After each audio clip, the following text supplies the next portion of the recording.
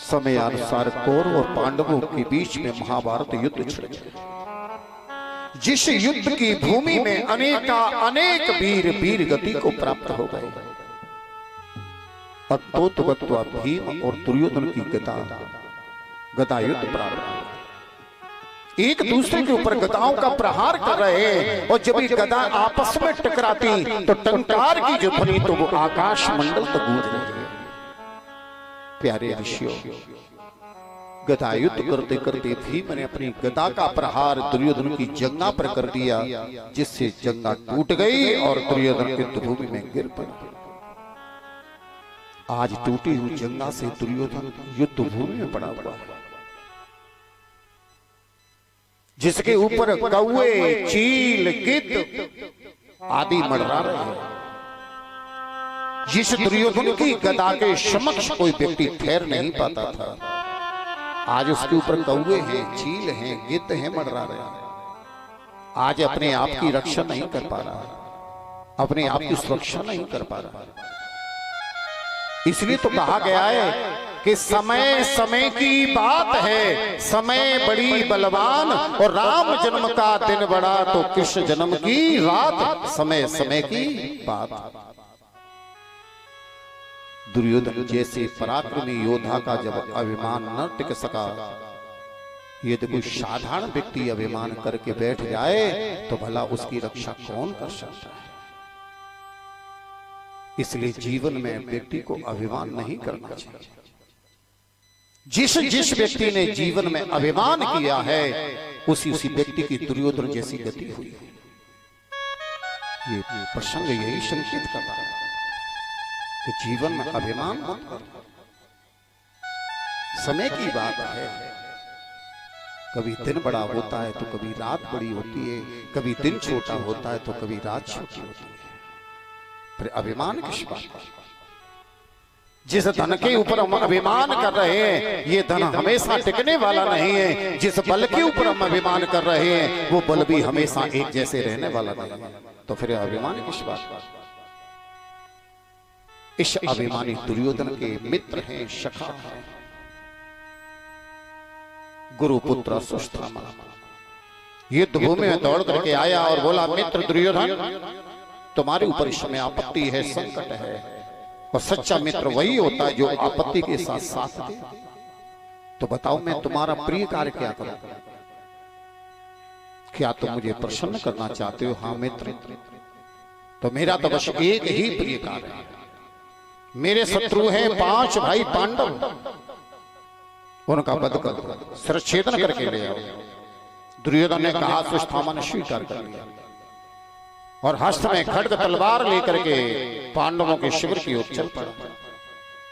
मेरे द्वारकेश को यह समाचार ज्ञात हो गया, आज मेरे प्रिय पांडवों का शिरच्छेदन करने के लिए, वध करने के लिए अश्वत्थामा आ रहा है। तो भगवान ने तो शिविर को ही चेंज कर दिया, बदल दिया। जिस शिविर में 5 भाई पांडव शयन करते थे उसमें द्रौपदी को पुत्रों के साथ सुला दिया, और जिस शिविर में द्रौपदी 5 पुत्रों के साथ सोती थी उसमें 5 भाई पांडवों को सुला दिया। अश्वत्थामा नहीं समझ पाया, पांडवों का शिविर समझ के द्रौपदी के शिविर में प्रवेश किया। शिविर में अंधकार था, द्रौपदी के 5 पुत्र सो रहे थे। इसने देखा नहीं और जाते ही 5 भाइयों का वध किया और सिरों को काट करके ले गए। युद्ध भूमि में दुर्योधन के पास पहुंचा, मित्र दुर्योधन, तुम्हारा प्रिय कार्य मैंने संपन्न कर दिया, पूर्ण कर दिया। तुम्हारे शत्रु 5 भाई पांडव मारे गए। इस शब्द को जब दुर्योधन ने सुना तो अट्टास करके गर्जने लगा, हंसने लगा। आज मेरे शत्रु समाप्त हो गए, आज मेरे शत्रु मारे गए, आज मुझे विजयश्री मिल गई, आज मैं जीत गया, मैं जीत गया। और हंसते हुए बोला, मित्र, मेरे शत्रु के सिर को मेरे हाथ में दो। अश्वत्थामा ने जो ही एक सिर हाथ में दिया, हंसते हुए लेकर के जो ही इसने दबाया तो चकनाचूर हो गया। इसे समझने में विलंब नहीं और बोला, अश्वत्थामा, ये तुमने क्या किया?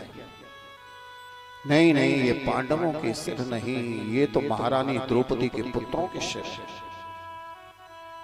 तुमने तो बहुत बड़ा अनर्थ कर दिया। अश्वत्थामा, तुमने हमारे कुल को ही नष्ट कर दिया, वंश को ही नष्ट कर दिया। अरे द्रौपदी की ये 5 पुत्र जीवित रहते तो हमारा प्राणांत हो जाने के बाद, हमारे प्राण निकलने के बाद में ये हमारा अंतिम संस्कार करते, हमें तिलांजलि देते। पर अब तुमने हमारे कुल में कोई तिलांजलि देने वाला भी जीवित नहीं छोड़ा। बड़ा दुख हुआ इसी वरदान था। दुर्योधन जिस दिन सुख और दुख एक साथ में प्राप्त होंगे, उसी दिन तुम्हारा प्राणांत हो जाएगा। और ऐसा ही इधर में द्रौपदी जब जागी, देखा कि शिविर में रुद्र बह रहा है, खून बह रहा है। दौड़कर के पुत्रों के पास गई, देखा तो पुत्रों का वध हो गया, सिर ही नहीं है। इस दृश्य को जब अवलोकन किया तो द्रौपदी धाम से पृथ्वी पर गिर गई, मूर्छित हो। और जब इन्होंने मूर्छा का त्यागन किया तो मेरे गोविंद को पुकारा, केशव, हे मधुसूदन, हे द्वारकेश, आपके होते हुए मेरे 5 पुत्र मारे गए, मेरे पुत्रों की आप रक्षा न कर सके। कृष्ण अर्जुन ने जब रुदन सुना, दौड़ पड़े द्रौपदी के शिविर की ओर। जाकर के देखा कि द्रौपदी के पुत्रों का वध हो गया। कृष्ण चुप रहे, मूक बन करके रहे, पर अर्जुन से नहीं रहा। और बोले, देवी द्रौपदी, जिस आतताई ने तुम्हारे इन 5 पुत्रों का वध किया है, मैं प्रतिज्ञा करता हूं कि उस आतताई का वध करके तुम्हारे इस पुत्र शोक को मैं दूर करूंगा। केशव, आप मेरे साथ चले। दोनों रथ में बैठे चल।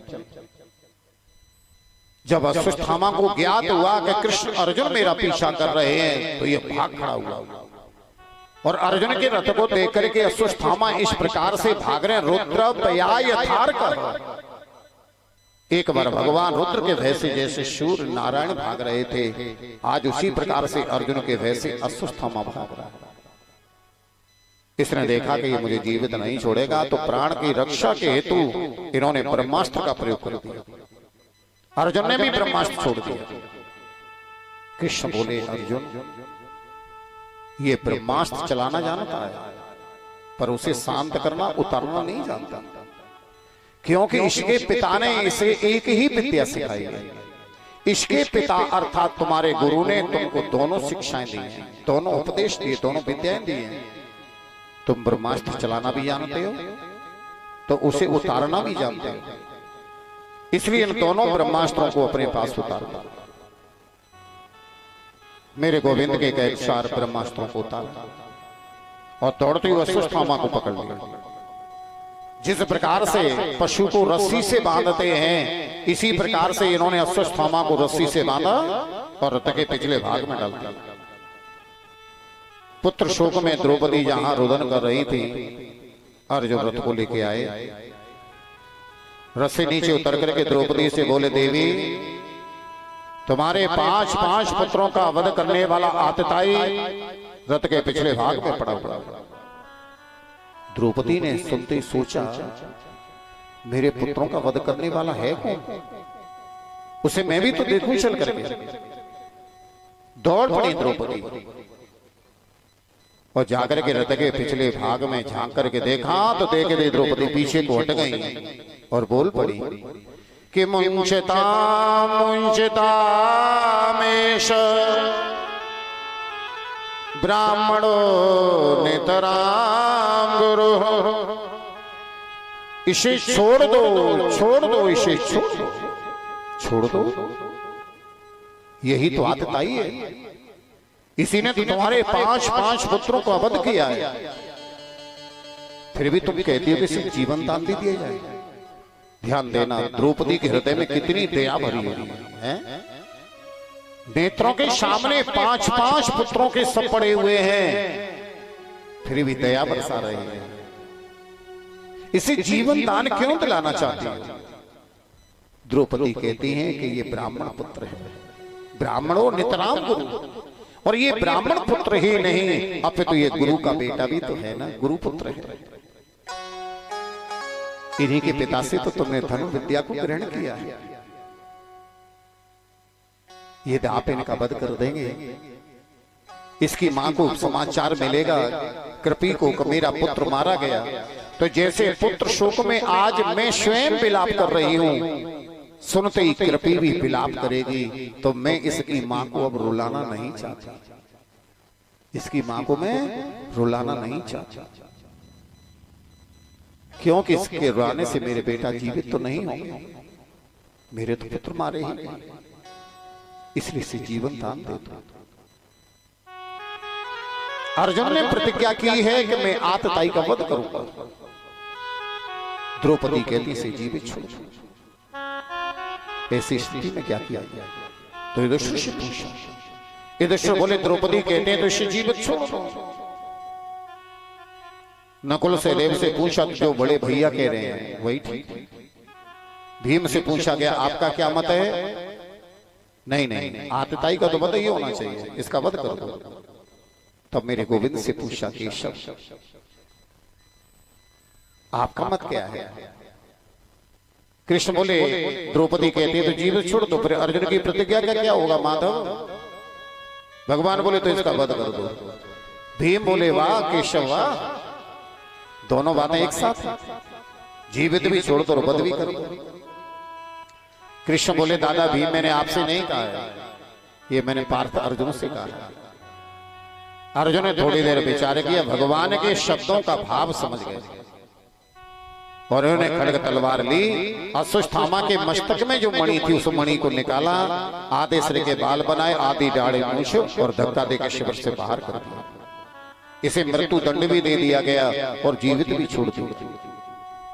हमारे शास्त्र कहते हैं कि इस प्रकार के अनादर से, इस प्रकार के तिरस्कार से अच्छा तो मृत्यु दंड दे दिया जाए। मृत्यु दंड से भी बढ़कर के अनादर है, अपमानित होकर के चला गया। भगवान ने द्रौपदी को सांत्वना प्रदान कराई, इनके मृतक पुत्रों का अंतिम संस्कार करके तिला गया। अब एक दिन भगवान पांडवों से विदा लेकर के द्वारिका जाना चाहते थे। भगवान के दिव्य रथ को तैयार किया गया और पांचों भाई पांडव, कुंती, सुभद्रा, उत्तरा, द्रौपदी आदि भगवान को विदा करने के लिए चलते। विदा करते करते मेरे गोविंद के दिव्य रथ के समीपस्थ पास में पहुंचे ही थे कि उसी समय पर अश्वत्थामा ने पूर्व के बैर का स्मरण करते हुए और उत्तरा के गर्भस्थ शिशु को नष्ट करने के लिए ब्रह्मास्त्र का प्रयोग कर दिया। ध्यान देना, उत्तरा ने जब ब्रह्मास्त्र को अपनी तरफ आते हुए देखा तो गंतुम कृतमतेर्ब्रह्मन्